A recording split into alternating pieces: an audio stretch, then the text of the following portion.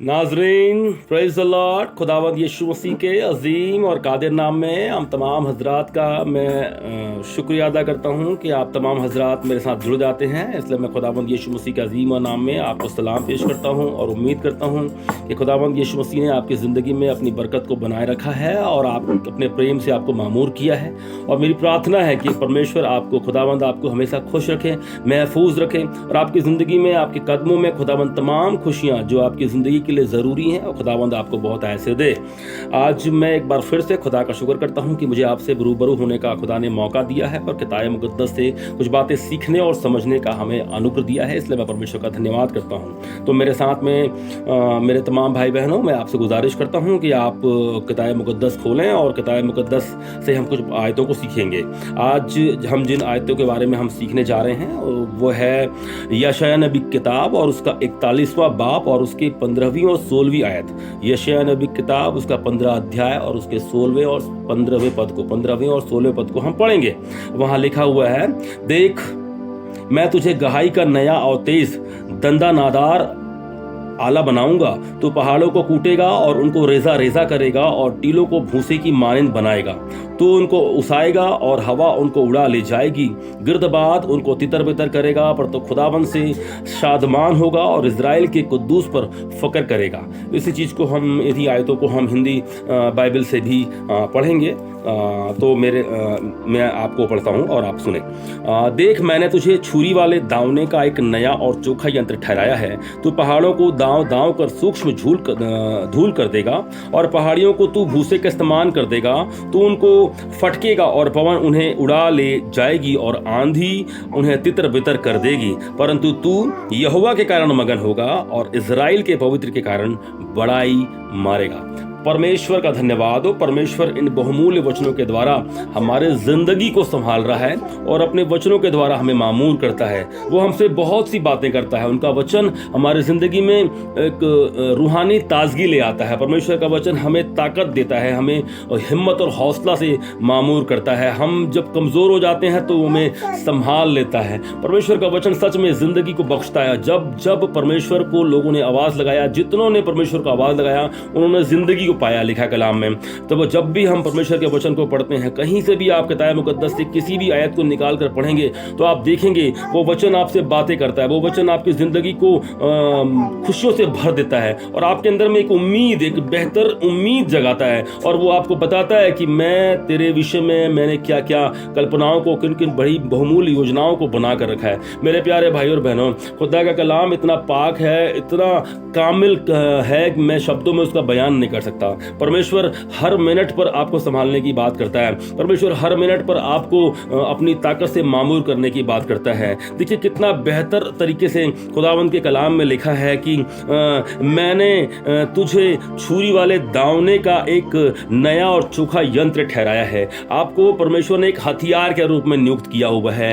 आप जिस जगह पर पहुंच जाएंगे उस जगह पर आपका जय निश्चय है। आप कभी हार ही नहीं सकते, क्योंकि खुदावंद यीशु मसीह आपको वायदा कर रहा है, आपको वो वचन दे रहा है और कहता है कि तू पहाड़ों को दांव दांव कर सूक्ष्म धूल कर देगा। वाह वाह, क्या अद्भुत वचन है। यहाँ पर कितना भयानक परमेश्वर ने आपको कीमती समझा है। समझ लीजिए, आपकी कीमत को आप समझ सकते हैं कि वो आपको क्या समझता है। और ये अलग बात है कि शैतान आपको क्या समझता है। आप अगर शैतान की आवाज़ सुनते हैं तो आप अपने आप को बिल्कुल जीरो समझते हैं, लेकिन खुदावंद के कलाम के हिसाब से आप बेशकीमती हैं। आप असल में हीरो से भी ज्यादा हीरो हैं, क्योंकि खुदावंद कह रहा है कि उसने आपको एक हथियार नियुक्त किया है और पहाड़ों को, लिखा है पहाड़ों को दांव दांव कर सूक्ष्म धूल में कर देगा। मतलब अगर आपको परमेश्वर ने इतना तेज दिया है, आपकी जिंदगी को खुदा ने इतना बेहतर तरीके से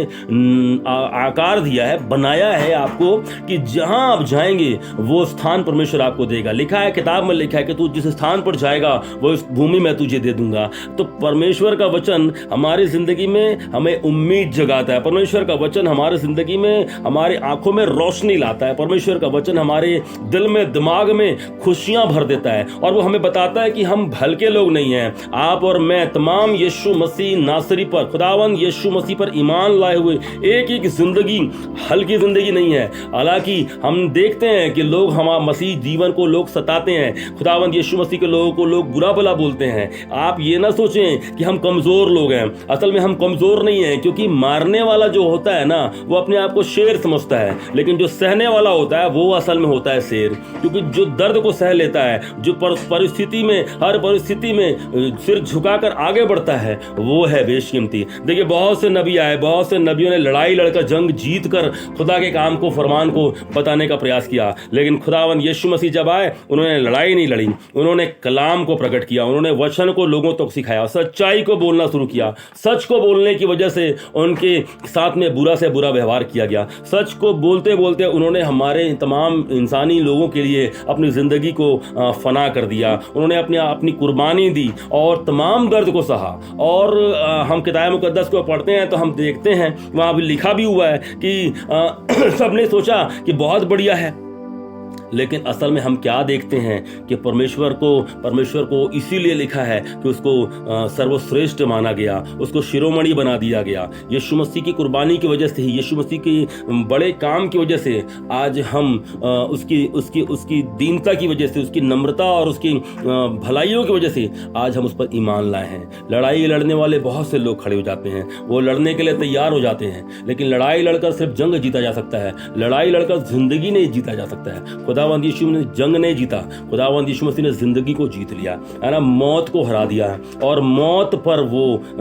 जो है खड़ा हो गया। मौत को उसने हराने वाला वो पहला निकला। इसलिए मैं तमाम मेरे भाइयों और बहनों से गुजारिश करता हूं कि आप बहुत हल्के लोग नहीं हैं, अपने ज़िंदगी को बहुत कीमती समझिए और खुदा का शुक्र कीजिए और आगे बढ़ते चले जाइए। आप जिस क्षेत्र में, जहां पर अभी तक आपको हार मिला है, जहां पर अभी तक आपको तकलीफ़ों का सामना करना पड़ा है, घबराइए मत, वहीं से खुदावंद आपकी जिंदगी में बड़ा काम करेगा। क्योंकि किताब मुकद्दस में लिखा है कि जिस पत्थर को राजमिस्त्री ने निकम्मा ठहराया था, जिसकी कीमत नहीं आकी थी, वही पत्थर कोने का सिरा हो गया। और याद रखिए, ये कलाम आपके लिए है, ये कलाम मेरे लिए, हम सभी तमाम खुदावंद यीशु मसीह के मानने वाले लोगों के लिए है।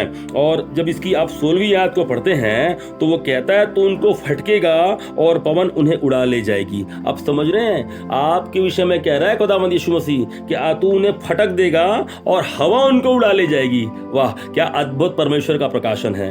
आपको डरने की जरूरत नहीं है, आपको घबराने की जरूरत नहीं है। अभी यूक्रेन और रशिया में युद्ध चल रहा है। यूक्रेन एक छोटा सा आबादी वाला देश है, छोटा सा अदना सा देश है और अदना सा फौज है उसका। रशिया बहुत बड़ा फौज है, लेकिन देखिए खुदावंद के लोग यूक्रेन में हैं, खुदावंद करीम पर विश्वास करने वाले लोग यूक्रेन में हैं। उन्होंने हार नहीं माना, उन्होंने कहा मैं भागूंगा नहीं। राष्ट्रपति का बयान आया, बोला मैं शहर छोड़कर नहीं जाऊंगा, मुझे आपसे भीख नहीं चाहिए, मुझे आपसे हथियार चाहिए बोला। और अन्य देशों से, जब अन्य देशों ने उनकी मदद करना चाहा, तो यह है खुदा के कलाम पर यकीन रखने वाले लोगों का भरोसा।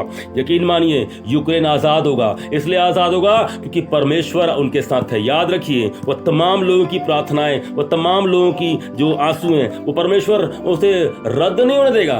लिखा यूक्रेन तकरीबन 90% से ज्यादा यूक्रेन में ईसाई धर्म के अनुयायी हैं, अर्थात यीशु मसीह नासरी को ईमान लाए हुए लोग वहां रहते हैं। क्या समझते हैं आप, उनकी प्रार्थनाएं उत्तर नहीं देंगी, उनकी प्रार्थनाओं का उत्तर नहीं मिलेगा? मेरे प्यारे भाई और बहनों, ऐसा हो ही नहीं सकता कि उनके सवालों का जवाब ना मिले। लिखा है कि आकाश और पृथ्वी टल जाएंगी, मेरी बातें कभी नहीं टलेंगी। खुदावंद यीशु मसीह ने कहा ना कि मैं तुम्हारे साथ रहूंगा, मैं तुम्हें छोड़ूंगा नहीं। जब तुम जल में जाओ, जब तुम थल में रहो, मैं तुम्हें किसी भी हाल में कमजोर नहीं होने दूंगा। समुद्र तुम्हें डुबा नहीं सकेगी, आग तुम्हें जला नहीं सकेगी। वायदे पे वायदा, वायदे पे वायदा, वायदे पे वायदा खुदावंद यीशु मसीह ने हमसे किए। और अभी क्या बोल रहा है, तू उनको फटक देगा। मैं बड़ी उम्मीद के साथ में आपको बोल रहा हूं और खुदावंद यीशु मसीह पर विश्वास करके बोल रहा हूं कि यूक्रेन अंततः खुदावंद के हाथ में है और वो यूक्रेन, हमारा यूक्रेन,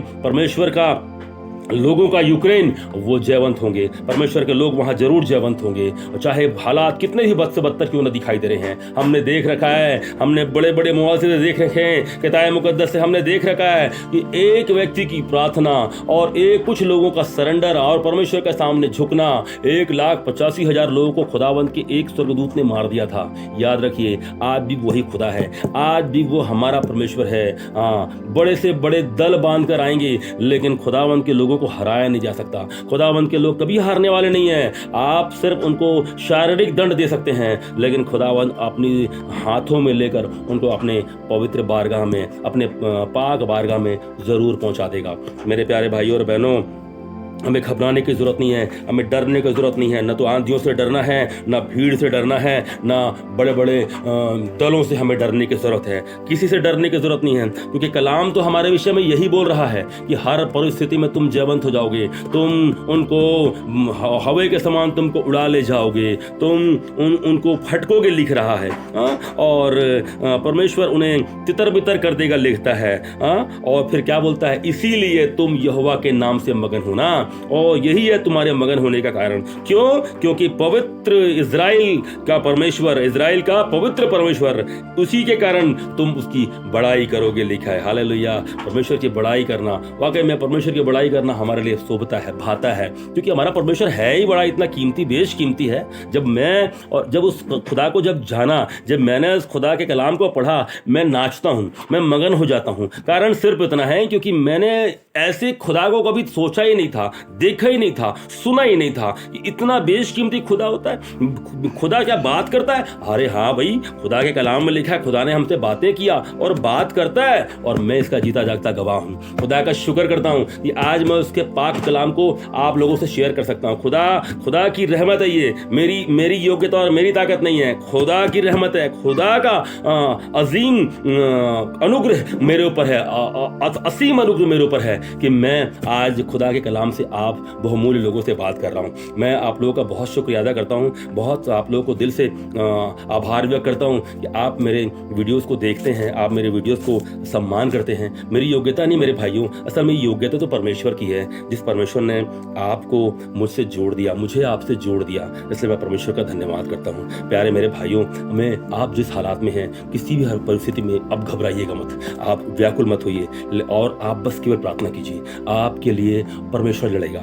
हमारा लड़ाई लड़ने वाला असल में परमेश्वर है, इसी बात पर हमारा घमंड है। हमारा युद्ध करने वाला हमारा परमेश्वर है, यही है हमारे घमंड का कारण। हमारे घमंड का कारण हमारी ताकत, हमारी बुद्धि, हमारी योग्यता नहीं है। हमारे घमंड का कारण हमारा उद्धारकर्ता यीशु मसीह नासरी है, जिसने बड़े बड़े काम किए, जिसने हल्के काम किए ही नहीं, वो है हमारा परमेश्वर। तो खुदा का शुक्र है कि मैं और आप उस पाक परवरदिगार को, खुदावंद यीशु मसीह को हम जानते हैं। प्यारे भाइयों, इस समय हम तमाम मेरे भाइयों से मेरी गुजारिश है, मेरी प्रार्थना है कि आप हर समय चलते फिरते उठते बैठते खुदा से दुआ करें, और विशेष करके हमारे उन तमाम भाई बहनों को जो यूक्रेन में हैं, उनके लिए दुआ करें, उनके लिए प्रार्थना करें। उन लोगों को के लिए आप आंसू बहाएं कि वो लोग जल्दी से जल्दी इस भयानक संकट से आज़ाद हो जाएं, और प्रार्थना करें रशिया के लोगों के लिए भी, वो भी हमारे ही लोग हैं, वो भी खुदा के लोग ही हैं। आप उनके लिए प्रार्थना करें कि उनके मनों में खुदावंद प्रेम को भर दे, उनके मनों में खुदावंद मोहब्बत को भर दे। नफरत से लड़ाई नहीं जीती जाएगी, ये उनके मन को एहसास करने पाएं। वहाँ के राष्ट्रपति जो पुतिन साहब हैं, उनके लिए भी प्रार्थना करें कि उनके मन में तमाम जिंदगी के लिए उनके अंदर खुदावंद मोहब्बत को भर दे, और ये लड़ाई और ये तमाम परेशानियां खुदावंद यीशु के नाम से खत्म हो जाए। मेरी उम्मीद है, मेरी प्रार्थना है और मेरा भरोसा है कि आप तमाम हजरात इस दुआ को ज़रूर करेंगे। मैं आप सभी का शुक्रिया अदा करता हूं कि आप मेरे साथ जुड़ते हैं, मुझसे बातें मेरे साथ में आप मिलते हैं, मेरी वीडियोस को फेसबुक पर और यूट्यूब में आप देखते हैं, इसलिए मैं आपका धन्यवाद करता हूं। प्यारे भाइयों, हम सभी फिर से मुलाकात करेंगे। हम सभी, प्रभु चाहेगा तो ज़रूर हम शरीर के भाव में भी मिलेंगे, और हम जब तक शरीर के भाव में नहीं मिलते, लगातार हम एक दूसरे को किसी न किसी माध्यम से फ़ोन के द्वारा आप मुझसे संपर्क कर सकते हैं। मेरा नंबर वीडियो में नीचे चल रहा होगा, आप उसको देख सकते हैं। आप उसके द्वारा मुझसे फ़ोन में अपना संपर्क कर सकते हैं, अपनी प्रार्थनाओं को मुझ तक पहुंचा सकते हैं। मैं आपके लिए ज़रूर प्रार्थना करूंगा, और खुदावन ने चाहा तो मैं आपसे ज़रूर मिलूंगा भी। आप सभी को मैं अपना बेशकीमती सलाम पेश करता हूं, आप सभी को नमस्कार करता हूं। अपनी दुआओं में मुझे स्मरण रखें, याद रखें, ताकि मैं आपका भाई आपके साथ में सदा यीशु मसीह की महिमा करता रहूं। आप सभी को मेरा सलाम, जय मसीह की।